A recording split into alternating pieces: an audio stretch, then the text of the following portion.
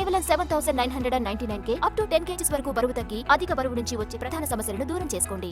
Kingdom war 2ల flop effect రవితేజపై పడిందా? ఈ రెండు సినిమాల రిజల్ట్ కారణంగానే రవితేజ మాస్ జాతర అనుకున్న టైంకి రావడం లేదా?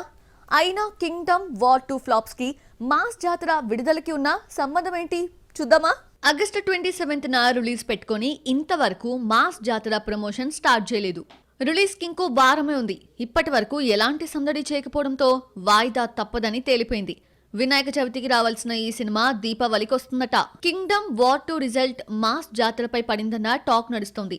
ఈ రెండు సినిమాలను రిలీజ్ చేసిన నిర్మాతే మాస్ జాతరను నిర్మిస్తున్నాడు. కింగ్డమ్ వార్ 2 వరుస పెట్టి రిలీజ్ చేయగా రిజల్ట్ నిర్మాతని ఉక్కిరిబిక్కిరి చేసింది. దీంతో గ్యాప్ తీసుకొని మాస్ జాతరను రిలీజ్ చేస్తారట.